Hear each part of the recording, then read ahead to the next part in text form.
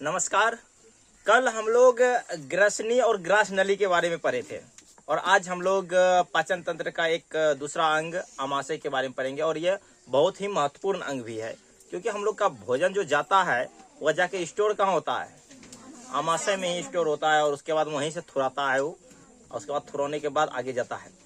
ठीक है, मतलब पतितो वाला कम करता है, वो वहाँ जाके थुराता है, थुराने के बाद तब जाता है आगे।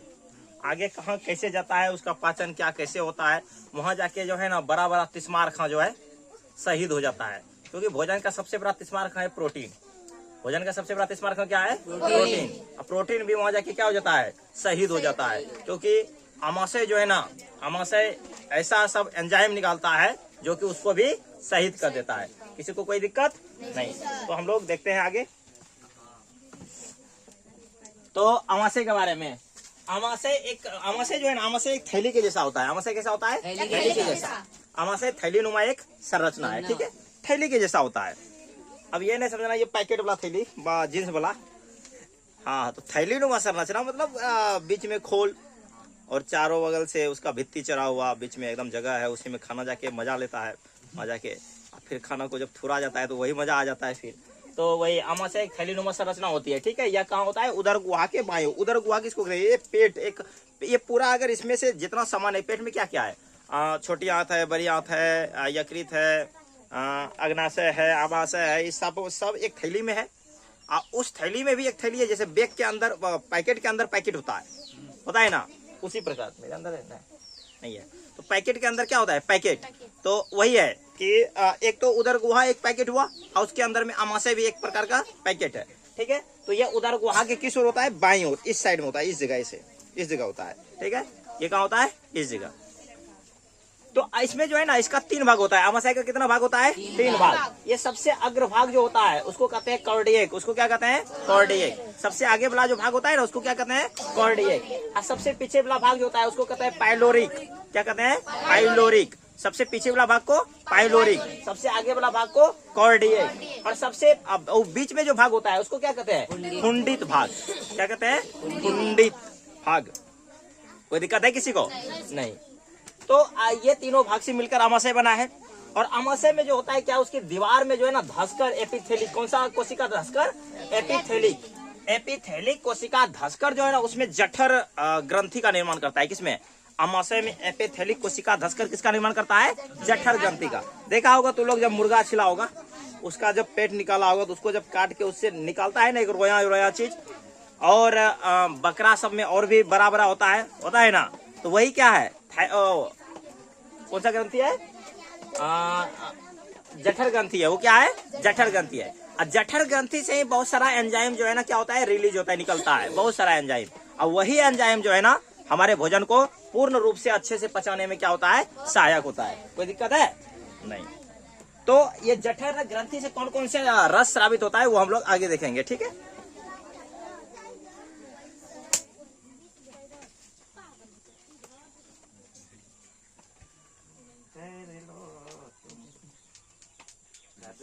हमारी मारते हैं हम बड़ा प्यार से। चलो, तो आमाशय के भीतरी दीवारों में कौन सा स्तंभाकार जो है ना एपिथेलिक कोशिका धसा रहता है, उसी से धसता है, उसी से क्या किसका निर्माण होता है? जठर ग्रंथि का निर्माण होता है। ठीक है, जठर ग्रंथि से जठर रस स्रावित होता है। उसमें हाइड्रोक्लोरिक अम्ल, पेप्सिन, ठीक है ना, यही सब चीजें स्रावित होता है। किससे? जठर ग्रंथि से। और भी स्रावित होता है ये गैस्ट्रिक लाइपेज। क्या? गैस्ट्रिक लाइपेज भी स्रावित होता है उसी से। तो देखते हैं फिर उसका कार्य हम लोग क्या होता है। तो जठर ग्रंथि जो है ना, एक दिन में जठर ग्रंथि से 3 लीटर द्रव स्रावित होता है। कितना होता है? 3 लीटर। एक दिन में 3 लीटर जठर रस स्रावित होता है। समझा? कितना लीटर? 3 लीटर। सोचो, 3 लीटर ऐसे रस स्रावित हो गया। और देखो इसमें क्या हुआ कि आमाशय में जैसे ही गया ना तो वहां से सबसे पहले जठर ग्रंथि से क्या निकलेगा? हाइड्रोक्लोरिक अम्ल निकलेगा। क्या निकलेगा? हाइड्रोक्लोरिक अम्ल निकलेगा। हाइड्रोक्लोरिक अम्ल क्या करेगा? भोजन को अम्लीय बना देगा। भोजन को क्या करेगा? अम्लीय बना देगा। और जब भोजन को अम्लीय बना देगा तो भोजन क्या होगा? भोजन में जो भी साथ में कीटाणु उटाणु गया होगा उसको, हाँ, उसका भी भुजिया बना देगा। ठीक है, और जब वो भी बन जाएगा वहाँ, वो भी मतलब मर जाएगा वहाँ, तो वहां से अब क्या होगा, उसमें प्रोटीन है, वसा है, सब चीज है ना। कार्बोहाइड्रेट का तो पाचन मुंह से ही स्टार्ट हो गया था, अब प्रोटीन और वसा का तो पाचन हुआ नहीं था, वो डायरेक्ट वहीं चले गया है। अब वहां गया तो वहां से अब पेप्सिन नामक एक हार्मोन निकलेगा, ठीक है, क्या निकलेगा, पेप्सिन। पेप्सिन नामक एक जो है ना रस स्रावित होगा, और वह जो है ना वो प्रोटीन को किसमें बदल देगा, पेप्टोन में। किसमें बदल देगा, पेप्टोन में। प्रोटीन को पेप्टोन में बदल देगा, या पॉलीपेप्टाइड में बदल देगा, या प्रोटीन ओजेज में बदल देगा, ठीक है, समझा कि अब कहेगा प्रोटीन का पाचन कौन सा रस करता है, तो पेप्सिन। कौन करता है, कहेगा प्रोटीन का पाचन कहाँ से शुरू होता है, अमाशय से। कहाँ से शुरू होता है, अब कहेगा कि पेप्सिन तो प्रोटीन को पचा दिया तब अमाशय में, नहीं, पूर्णतः वहां भी वो नहीं पचा पाया, वह आंशिक रूप से पाचन होता है प्रोटीन का, वहां से भी प्रोटीन बच के निकल जाता है, छोटी आंत में जाके उसको पूरे थूर देता है, कहता है अब बच के कहाँ जाएगा, ठीक है, समझ में आ गया। हाँ, तो वही जो है ना, अब देखो एक तो चीज होता है कि वो हाइड्रोक्लोरिक अम्ल स्रावित हुआ वहां, हाइड्रोक्लोरिक अम्ल क्या करता है, गलाता है मांस, उसको गलाता है ना। अब वो तो हम लोग का तब पेट भी गलता होगा ना, एक्चुअल बात है, सही में गलेगा, क्यों नहीं गलेगा, एसिड तुम अपने शरीर पे डालो तो वो गलाएगा ना, वहां तो पेट से हाइड्रोक्लोरिक अम्ल निकला तो वो भी तो गलेगा, ठीक है। अब वो गलेगा, इसके लिए क्या होता है, जठर, देखो एक हसीना थी, वो देख रहा है इधर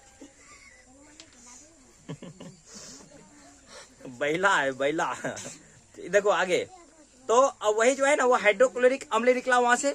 अब हाइड्रोक्लोरिक अम्ल पेट को जलाएगा, इसके लिए जो है ना जठर ग्रंथि से ही म्यूकस नाम का एक रस स्रावित होता है। क्या होता है, म्यूकस, ठीक है। वो क्या करता है, हाइड्रोक्लोरिक अम्ल की कार्य क्षमता को कम कर देता है और जठर ग्रंथि और आमाशय के दीवारों को गलने से रोक लेता है, नुकसान होने से रोक लेता है। लेकिन एक बार क्या होता है कि किसी कारणवश हाइड्रोक्लोरिक अम्ल ज्यादा अगर निकल जाए, ठीक है, पेट में जलने होने लगता है, तो हाइड्रोक्लोरिक अम्ल क्या हो, ज्यादा निकल जाए और म्यूकस ज्यादा निकलेगा हाइड्रोक्लोरिक अम्ल, तो स्वाभाविक सी बात है कि म्यूकस कम निकलेगा, और जब म्यूकस कम निकलेगा तो क्या होगा, वहाँ पेट को जलाएगा वो, और पेट में क्या बनेगा, घाव। अब पेट में ऊपर पे से नहीं दिखेगा, वो आमाशय में घाव बनता है, और जब वो घाव बनेगा उसी को हम लोग क्या कहते हैं, अल्सर। क्या कहते हैं, अल्सर, समझ में आया। अब अल्सर कैसे होता है, समझ में आ गया ना। अल्सर सबसे अधिक किस में पाया जाता है, जो ज्यादा भूखा रहता है, इसीलिए हम फास्टिंग पे बहुत विश्वास नहीं करते हैं, एकदम खाना पीना खा के हम पूजा करते हैं, एकदम मस्त, एकदम खा के दबा के खाओ तब, ठीक है, पहले पेट पूजा फिर दूसरा पूजा, क्या। तो वही जो है ना, भूखे आदमी जितना रहेगा तो हाइड्रोक्लोरिक अम्ल स्रावित होगा और वहां कुछ गलाने को नहीं मिलेगा, तो वो क्या गलाएगा, पेट को गलाएगा, समझ में आया ना। इसीलिए जो है ना अल्सर उसी आदमी को ज्यादा होता है जो लंबे समय तक भूखा रहता है, किसी को कोई दिक्कत यहाँ तक में नहीं। तो उसके बाद यह देखो, ये बता दिए क्या बताया हम, हाइड्रोक्लोरिक अम्ल स्रावित होता है, भोजन का अम्लीय बनाता है और जीवाणु को मारता है। बता दिए प्रोटीन का पाचन पेप्सिन के द्वारा होता है, पेप्सिन प्रोटीन को किसमें बदलता है, पेप्टोन और पॉलीपेप्टाइड और प्रोटीओजेज में।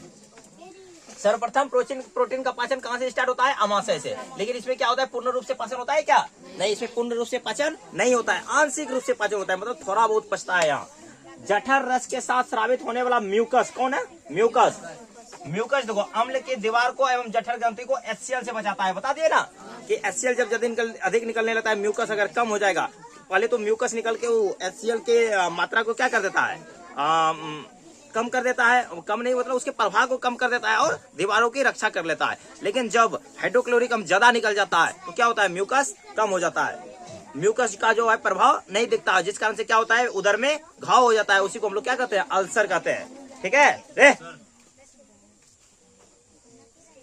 नहीं समझ में आ रहा है, उसी को क्या कहते हैं हम लोग, अल्सर कहते हैं। किसी को कोई दिक्कत यहाँ तक में नहीं।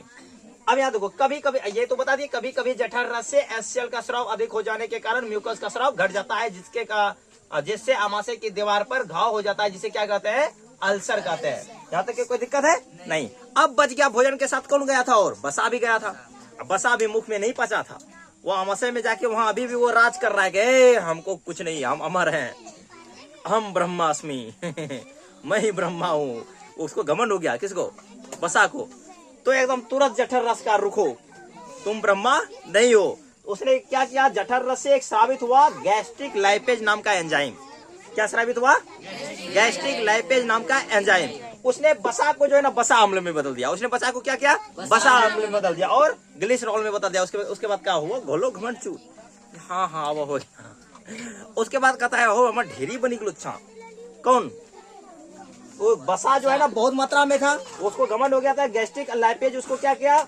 बसा अम्ल और ग्लिसरॉल में बदल दिया। उसके बाद जो है ना उसको कहा कोशिका को लो इसका इस्तेमाल करो, जहां जहां इस्तेमाल होता है इस्तेमाल करता है।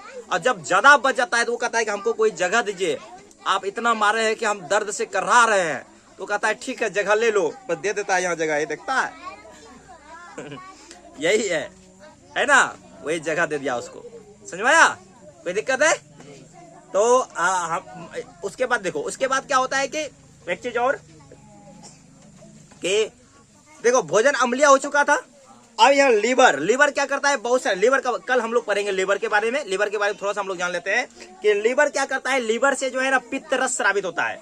लीवर से क्या होता है? पित्त रस स्रावित होता है और वो पित्त की थैली में जमा होता है और वह बहुत इंपॉर्टेंट कार्य करता है। कौन? लीवर क्या करता है? हमारे शरीर में जो अमोनिया जाता है ना, जो जहरीला होता है अमोनिया, उसको यूरिया में बदल देता है। ठीक है, अमोनिया को किस में बदल देगा? यूरिया में। यूरिया मूत्र के द्वारा विसर्जित हो जाता है। ठीक है, इसलिए पौधा पे बड़ा होता है तब। अब रोजे एक के जगह करे तब तो गड़बड़ है, ज्यादा यूरिया हो जाएगा।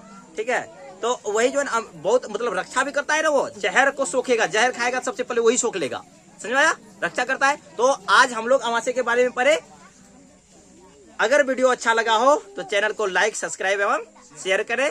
और कल हम लोग यकृत के बारे में पढ़ेंगे और उसकी कार्यविधि को हम लोग जानेंगे। धन्यवाद।